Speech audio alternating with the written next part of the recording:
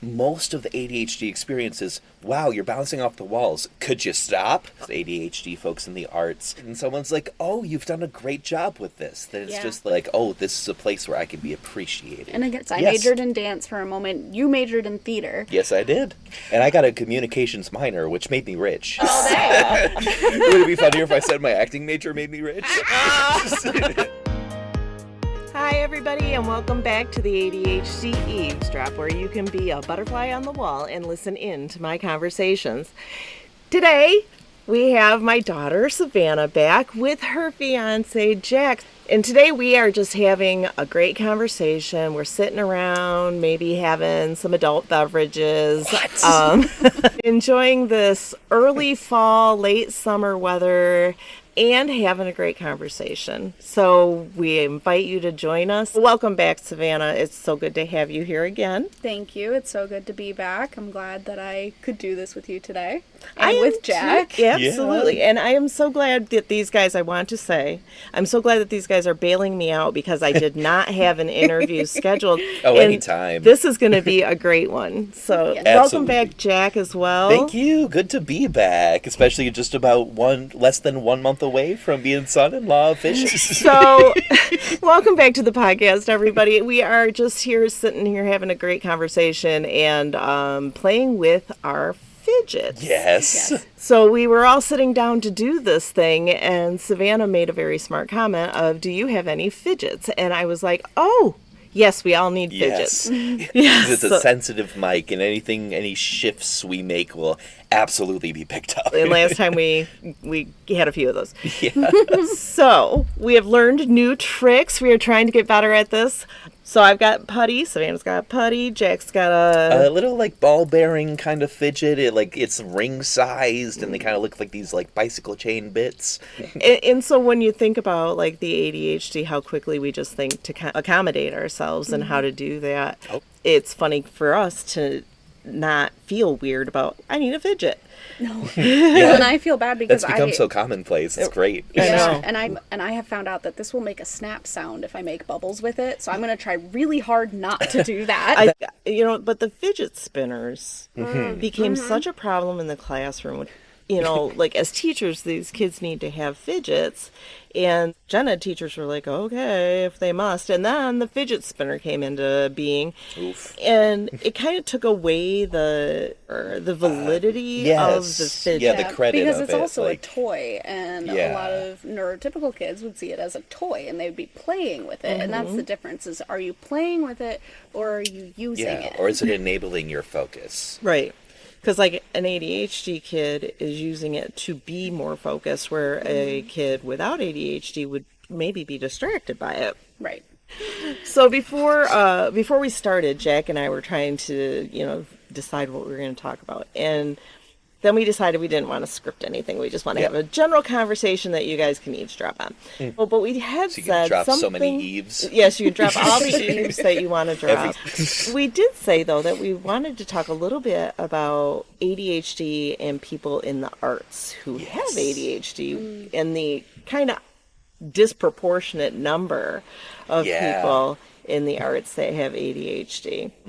One thing I've noticed that I feel like is part of the reason that ADHD folks get into the arts usually so quickly is because it's such a good outlet for their energy. There's so much to focus on and so much that's new with like every performance and every stage and sensory seeking personality, sensory seeking, and think about dance and think about how that is entirely sensory seeking. But dance for me was always the best because it is just constant active movement. Yes, absolutely. Same thing with acting where you're like in the moment and you're learning about yourself and these people you're with. Like it's a very personal experience that you have on many different levels as a ADHD person. I'm just sitting here thinking, even in drawing. Yes. But it's still physical. It's still using my hands. And all of these things that we've described about the arts so far are very physical. Athletics, too. And I guess athletics could be considered an art form, but I think it frequently gets left out. But I could see a sensory-seeking kid being very active in athletics. Oh, sure. Sure. And I don't think even just with the ADHD hyperactivity, I think even people without hyperactivity, still, I think there's so Yeah. many opportunities for dopamine in Yes. the arts and in athletics as well, because as we know, any kind of physical activity is going to give you dopamine. Oh, yeah. Whether you like the activity or not, Yeah, even, right? You still get a You're dopamine using hit your off it. instrument. And so if the arts involves physical activity and athletics, it's going to give you dopamine hits. Yeah. Yeah, so then you mix the arts with athletics when you get like dance or color guard. Maybe I'm just thinking about the things that I do. You mix the dance or the athletics and the physical activity, and that kind of pulls both of it together. You know, you've got the focus part of it and the artistic part of it and the creativity aspect of it all, plus the physical sort of labor that you put into your art. Well, and I would kind of liken it as well to sort of like learning a musical instrument, where if you have, an ADHD type mind and you're in the right place to connect with it fully, then there are people who are like, I am going to learn everything about this instrument, how to play it, where the notes are. Hyper focus. Yeah, well, it's fun to liken that to other arts because it's like, what is the equivalent of, I'm going to go and learn everything there is, every note you can play with acting or dance or drawing. Right. They're so cloudy and sort of ephemeral of art forms that I feel like the ADHD mind gets a lot out of connecting with them. When I think about the ADHD, and a lot of times there's that black and white thinking, I think art allows the gray area. The gray area, yes. You know, we get to live in the gray we area get to like cool people. Safely, I mean, live safely in the gray area. And I've gotten better about the gray area, but I know for a lot of people with ADHD, it's difficult. Oh, And yeah. so, It's uncertainty. Yeah, and I'm a very black and white thinker, and I've because I have the OCD too, so that'll get caught into it, and I'll be like, but it's either this or it's that. It can't be in between. And that's actually something, it occurs to me that I think all three of us are talking about our favorite art forms, but we never told what our favorite art forms are. A couple of times, but I am a dancer and a dance teacher, and I also coach color guard, and dance and movement creativity tends to be my favorite.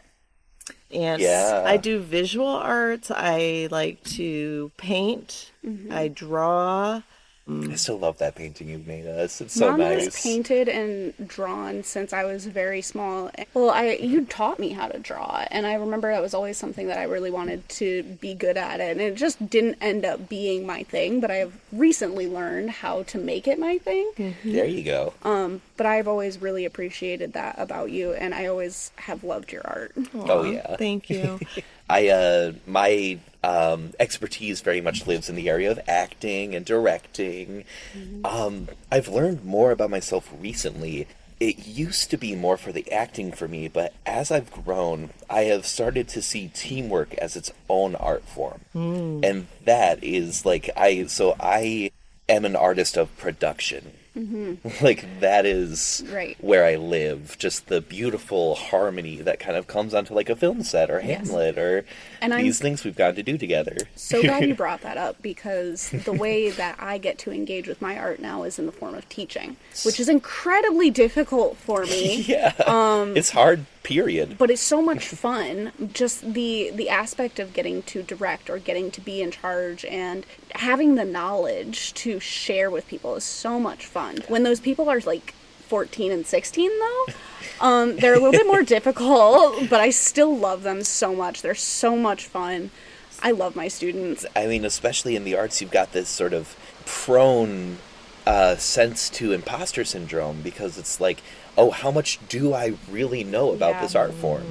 But then you get to talking to students and you're like, oh, I know more than you, and that is enough. right. Well, and I have found that since I have rediscovered my just pencil drawing, I love to share, and I've had so many people say, you're so talented, and oh, you must have had art classes, or you must have had training. yeah. It just is hard to take, and that's something with the ADHD also, is Right. being negative about yourself, and Yeah. really having a hard time hearing the positives. Oh, yeah. It's so hard to take compliments. What was I gonna say? it'll come to me later. That's also another fun part of ADHD is the thought leaves my brain as soon as it's there. I was like, you get the thought lockbox. You get to store it for later, and it'll come out on its own. And I tend to interrupt people because I'll have a thought and I'll be like, oh my gosh, I have to share this because I'll forget. I don't want to interrupt anybody, but my brain has gone. It's gone. It's gone. Whatever that thought was, she's not coming back. No. Oh, she might. Yeah. She might. But I experienced this recently where it was a form of word association. Where it was like, oh, this thing I was trying to remember, they have a water bottle, water, H2O, started like... Right, that's a really good idea. Yeah, oh yeah. Well, and sometimes it just happens and just unlocks that thought. That was one of the techniques I used when I was a teacher is piggybacking information on other information. You know, just, you can remember this, so picture it with this. Every time you talk about teaching, I'm always just like trying to absorb your knowledge because I've only been teaching I'm going on my 3rd year. And like I said earlier, it's something that has been very difficult for me to do. And I think I can attribute a lot of that to my ADHD, actually, because I have a hard time with a lot of my students. They don't want to be on track. And my brain goes off track so easily. So I have a question for you. Knowing what we know about the arts and people with ADHD, do you think your classroom might be full of a bunch of girls that have ADHD? No, for sure. Because when I started coaching color guard, I even mentioned it to them. I was like, oh my gosh, this is bad. You guys are taking me off track. I have ADHD. And they were all like, oh my gosh, me too. And I'm like, ooh, turds. We are in trouble. Well, I do want to make sure to just say abundantly, like, kudos to you for teaching specifically dance. Like, you would think that because the kids can move, they might be easier to manage because they're able to siphon off energy. But you would be wrong. Well, trying to get them into every movement is something you have to organize. That's just it. Trying to get them to move in the way that I have decided that it's time to move this way. And they're like, but I would rather do a cartwheel. And it turns out I'm not an acro teacher, and I don't want to deal with another broken elbow. So. Right. It turns out there's some paperwork to be done. But I mean, I used to teach summer classes with kids that would just like be bouncing in their seats and just so I taught anywhere from kindergarten to like 7th grade. Yeah. And it was all these just wonderful math and science courses. I just realized, and not that I didn't notice it, but that suddenly I made the connection that we were all teachers. Yes. Yeah. Isn't that crazy? In different ways. We're all teachers. Although, I mean, you did the full ride. We were all in. We are the level of hobbyist teachers. Yes. Like I said, I've only been doing this for 2 years.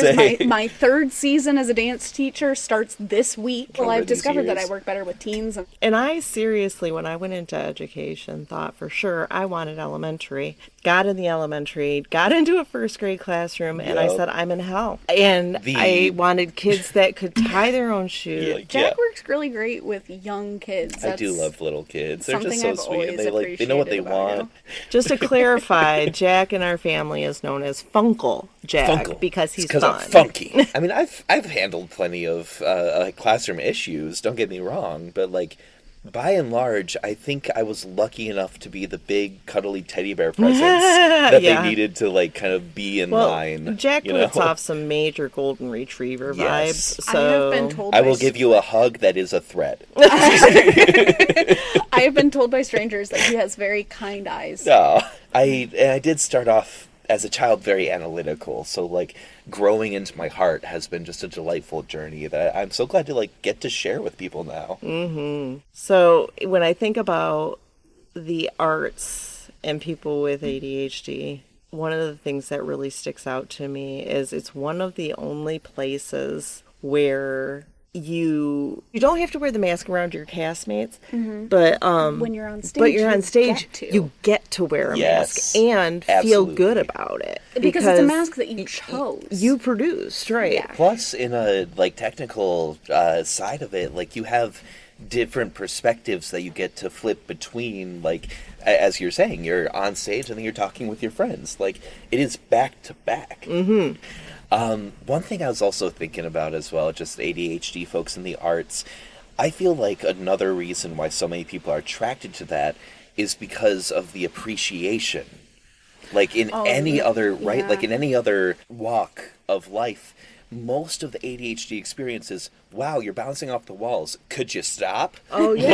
Like, So there's like a positive moment about that, when you relate to right? art and someone's like, oh, you've done a great job with this. Then it's Yeah. just like it's such a wonderful, positive influence Yeah. to be like, oh, this is a place where I can be appreciated. What amazes me is that people with ADHD oftentimes are very unsure of themselves, have low self-concepts, and have a very difficult time in social situations. This is a very common What? thing, right? Yeah. Did you know that? Oh my God. Repeatedly, we put ourselves out there Yep. over and It's so brave. over again. Like, Yes. I show my pictures. Yes. We act, we get on And you stage, truly share a we piece of dance. your Yes. heart. when Yes, do you put that. yourself out there, and it's my like, gosh. how is it that, and it's because it's the place where you feel like you can. And you know what? yeah.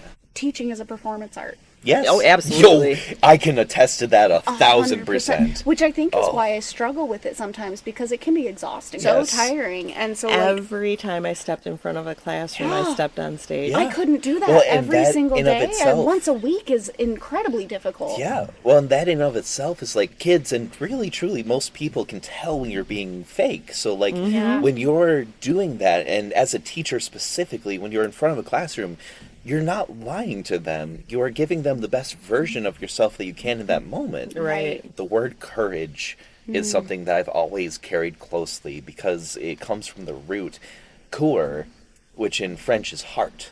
Really? So it's being heartage.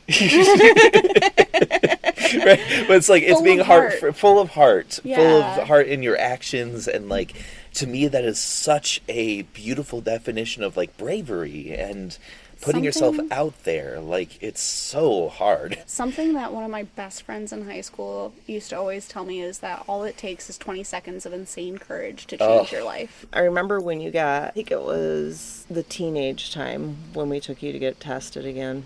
When I was 15, Yeah, when you got your anxiety diagnosis. social anxiety and depression. During that one, I remember the doctor saying to me, she's atypical because Really? although Wow. she's in the top, like you were like in the top 1% for social anxiety. Yeah, Yep.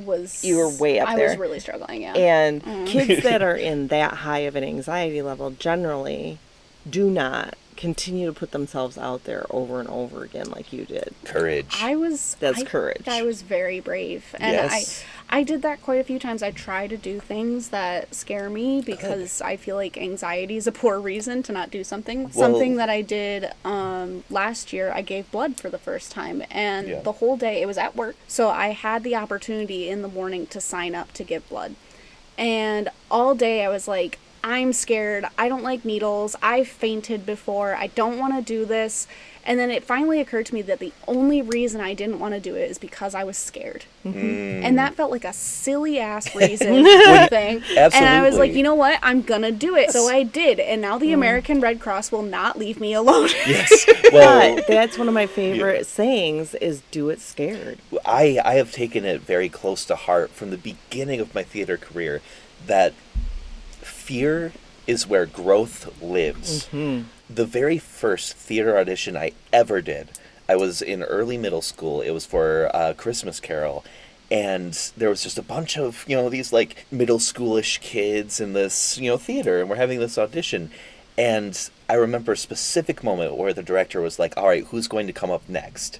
And I was like, that's my time. There's like that 20 seconds of insane courage. Yeah. And developing that muscle, because the way I carried that forward with me was when I somehow got into the Western acting program, there would be so many times where we would be in an acting class and every one of my other classmates are hungover or just having a rough morning, college. haven't had their coffee, and the teacher, or just not emotionally ready for the day, and the teacher's like, all right, who's going to come up here and do this activity to do this thing? And I was the first almost every time when it was right to do so. Jack has always kind of been that way. I remember too when you mentioned Western. I remembered your Western audition. You accidentally auditioned for the musical theater program, and God, you that's had to right. sing a song, Yeah. an Yep. unprepared song, and you had Absolutely. to sing in front of In front of the head of the musical theater program at Western Michigan University. which sounds like a nightmare. Doesn't that sound was horrible? scary. I was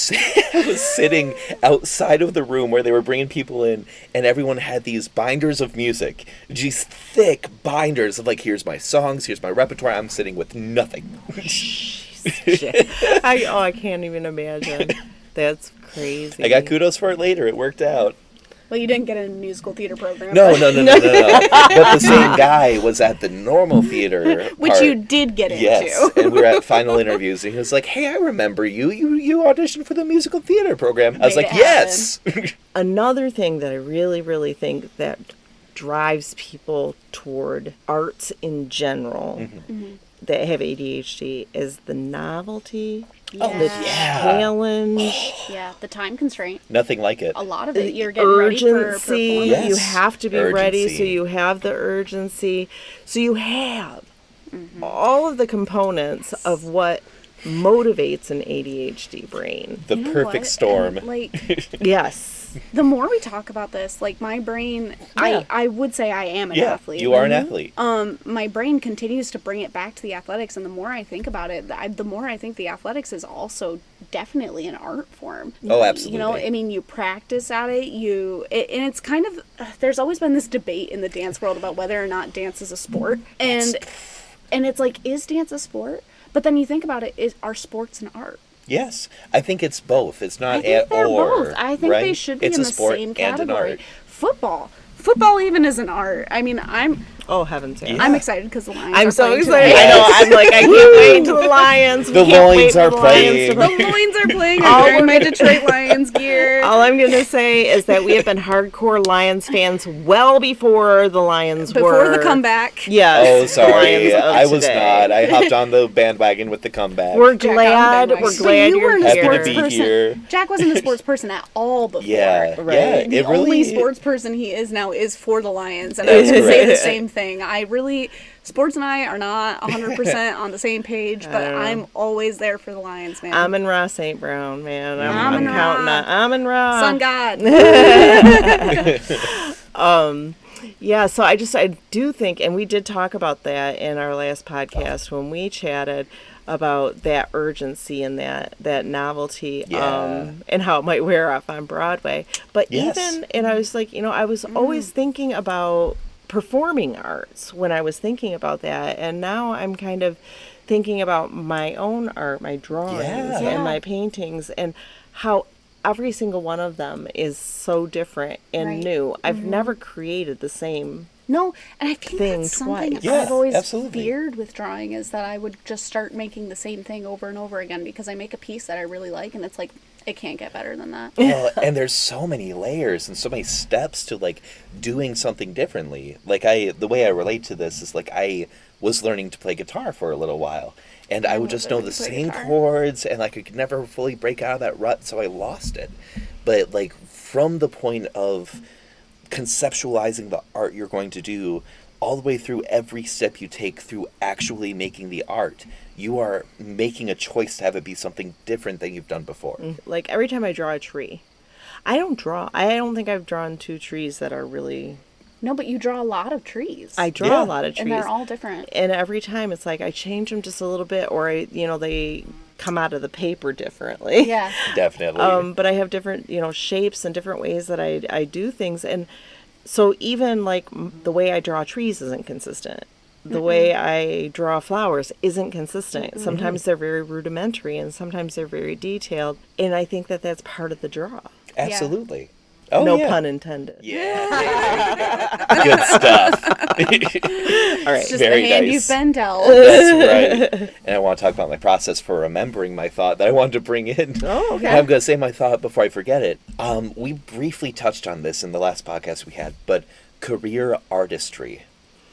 I was thinking about that too. Isn't that such a, like... Performance-based or teaching-based, because you and I both, we majored in college for a moment in performing arts. I Yes. majored in dance for a moment. You majored in theater. Yes, I did. I eventually dropped my major to a minor because I got everything out of the dance program that I wanted, and I was like, this is too much work. And I got a communications minor, which made me rich. That's the funniest thing you've said all day. Would it be funnier if I said my acting major made me rich?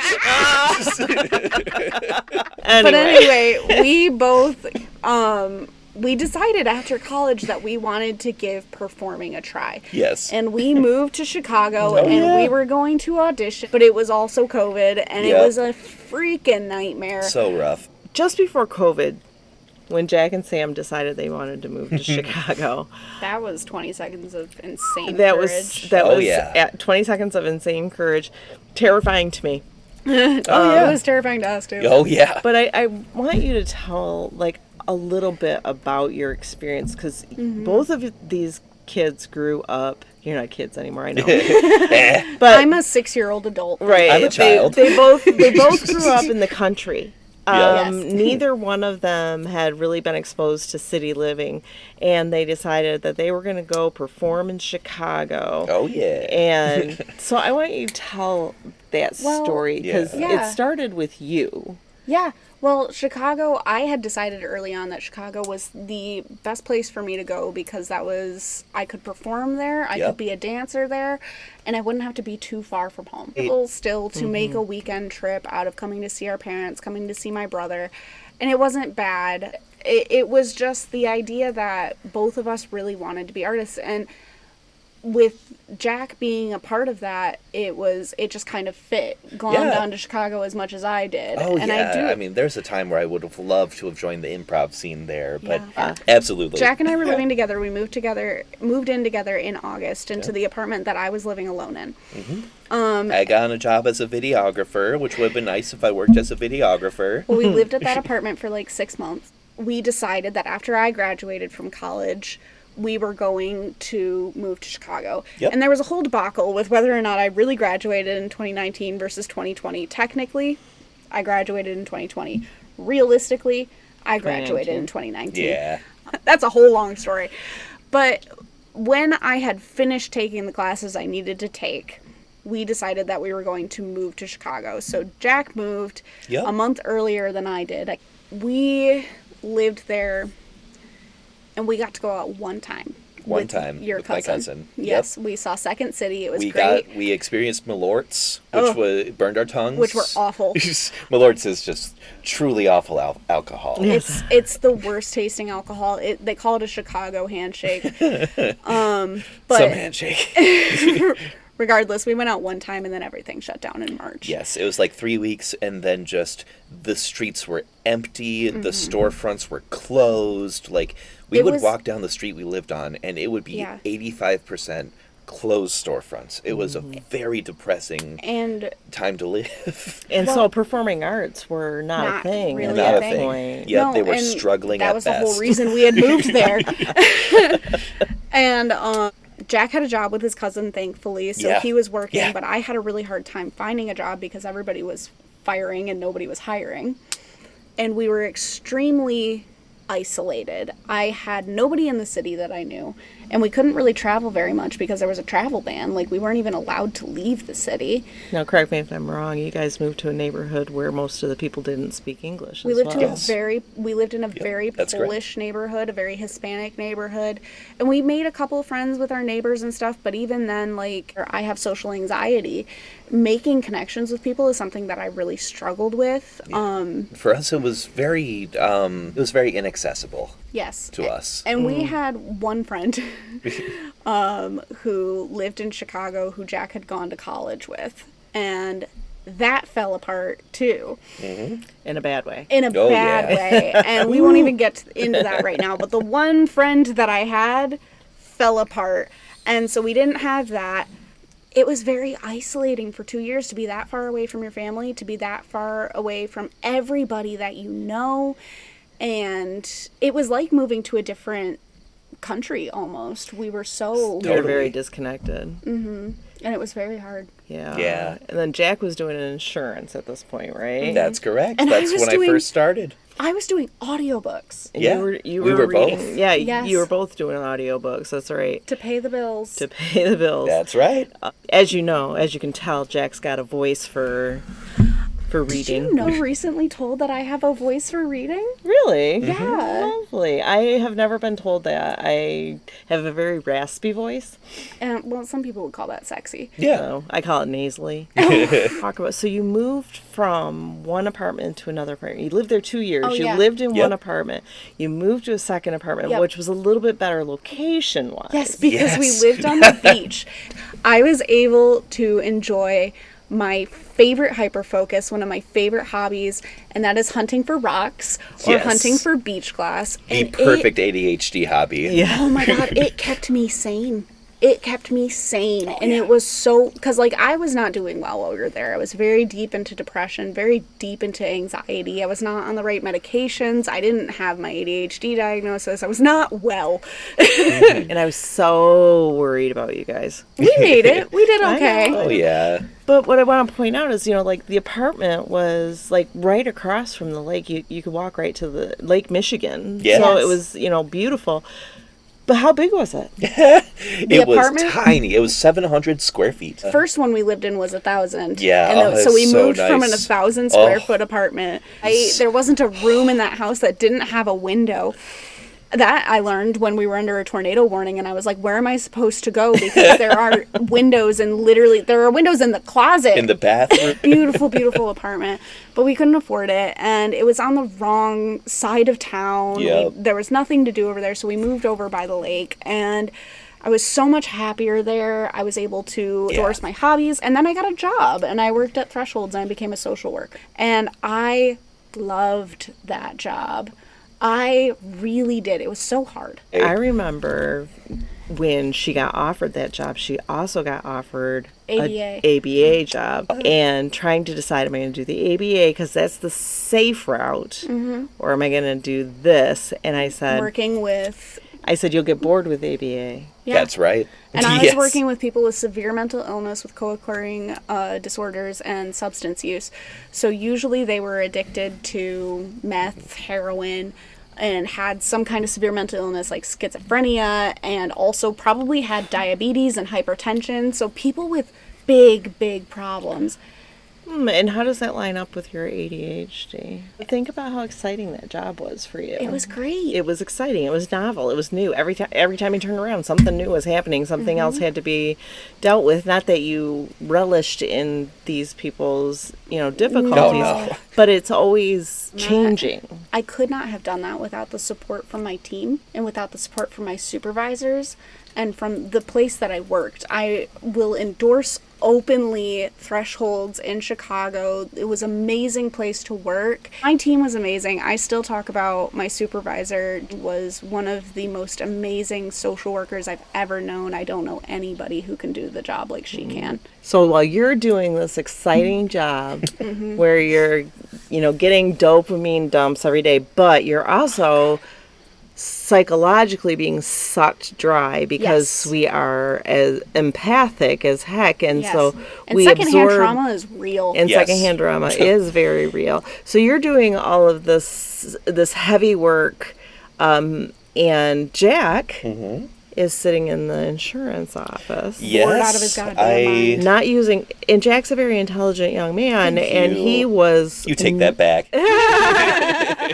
and he was definitely not challenging his brain. No, not at all. There is something to be said for insurance in the way that it has given me a lot of time to pursue my own art, but it also was very rough to have the majority of relations I'd have with people, because I was on the front, like customer service, first on phones. These people close to us in Chicago who are having insurance issues and having money issues, it was very often a negative experience. Yeah. And it it was just hard. It was a thing done from necessity. So You you did were then also dealing with the psychological struggle Yeah. of that empathy. And that is Definitely. really very common with people with ADHD to, kind of just take on the emotions and, Yeah. and feelings. And then a lot of us then chameleon ourselves into those things too. But Yeah, customer service Jack scares me. I don't know that man. I think that people with ADHD are often very good at doing just exactly Yeah. that, being the person that that other person wants to, have them be. And so a lot of times customer service is a good place for us just from that standpoint And because social work. and social work because we relate so well to other people. Yeah. Because I guarantee you that I was not talking to this parent in the same way as I was talking to this parent. Oh, yeah. Yeah, I I was don't talk to still, this client the same way I talk to right, this and client. I was very authentically myself, but yet you different version. learn to do that. And I think people with ADHD have a propensity to do that naturally, which puts us in a position where we can use that. So, butterflies, I hope you're enjoying this conversation as you sit on the wall and listen in. It was such a long conversation that we decided we're going to break it up into several episodes. So, this is the first episode. I hope you tune in for the next ones. In the meantime, like, subscribe, and we'll see you next time.